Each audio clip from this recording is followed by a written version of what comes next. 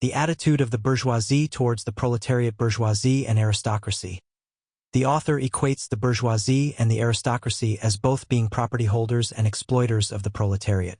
English bourgeoisie's selfishness. The English bourgeoisie, especially the liberal faction, is deeply selfish and driven by money. They measure all aspects of life by monetary gain. Exploitation of workers. The bourgeoisie view workers as mere labor commodities, dehumanizing them and disregarding their well-being. Hypocritical philanthropy. The bourgeoisie engage in charity not out of genuine concern, but as a means to avoid being bothered by the poor and maintain social order. Their charitable acts are self-serving and lack empathy. The bourgeoisie falsely claims to be philanthropic when it suits their interests. The Corn Laws keep bread prices high, which raises wages and makes it harder for manufacturers to compete. Repealing the Corn Laws would lower bread prices and wages, making manufacturers more competitive. This would increase demand for English goods and labor, but only temporarily due to the large surplus population. The workers understand this and demand the People's Charter to help themselves. The Anti-Corn Law League has used lies and tricks to gain worker support. The bourgeoisie exploits the proletariat for their own benefit, both individually and as a class. Laws are biased against the proletariat, and judges and justices of the peace often favor the rich over the poor. The police treat the bourgeois with respect but are brutal towards the proletariat. The working class lacks legal protection and often bears the burdens of the law without its benefits. The property-holding class continues to exploit the proletariat by taking away common land, depriving them of resources and recreation.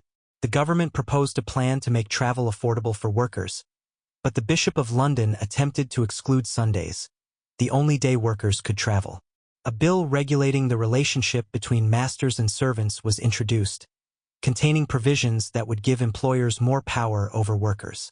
The bill was met with outrage from the working class and was eventually defeated due to their protests. The Malthusian Law of Population and the New Poor Law are the most blatant examples of the bourgeoisie's war on the proletariat. The Malthusian theory argues that overpopulation is the cause of poverty and misery, and that the poor should be left to starve. The New Poor Law, based on Malthusian principles, aimed to deter poverty by making life for the poor as miserable as possible. The Old Poor Law provided relief for the poor, but the new law viewed poverty as a crime and sought to punish the poor. The commissioners who designed the New Poor Law believed that poverty was a choice and that the poor should be held responsible for their situation. The New Poor Law abolished monetary relief and instead offered admission to workhouses with harsh conditions. The workhouses were designed to deter people from seeking help, with poor food, hard labor, and strict rules. Families were separated, and inmates were isolated from the outside world.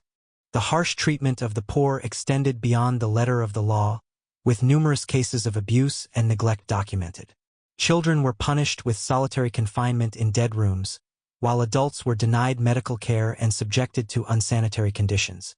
The elderly and infirm were forced to perform labor beyond their physical capabilities.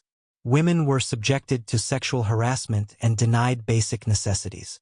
The examples of cruelty and neglect demonstrate the inhumane nature of the New Poor Law and its disregard for the well-being of the poor. The poor are treated inhumanely even in death, with overcrowded and unsanitary burial grounds. The disregard for the poor's resting places demonstrates the bourgeoisie's lack of respect and empathy for the lower class. The poor are reluctant to accept public relief due to the appalling conditions in workhouses, often choosing starvation instead. The New Poor Law has intensified the working class's hatred towards the property holders. The law explicitly states the bourgeoisie's belief that the non-possessing class exists solely for exploitation and can be discarded when no longer useful. The New Poor Law has accelerated the labor movement and the spread of Chartism, particularly in agricultural areas. A similar law in Ireland has also generated resentment among the poor.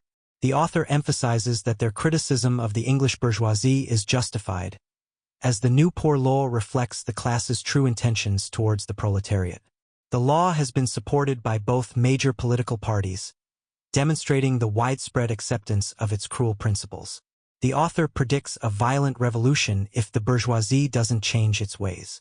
The revolution could be less bloody if the proletariat adopts communistic ideas, which prioritize human well-being over class conflict. The author remains optimistic that the worst outcomes can be avoided, but emphasizes that a peaceful solution is no longer possible. The war between the poor and the rich is inevitable, and the bourgeoisie should heed the warning before it's too late.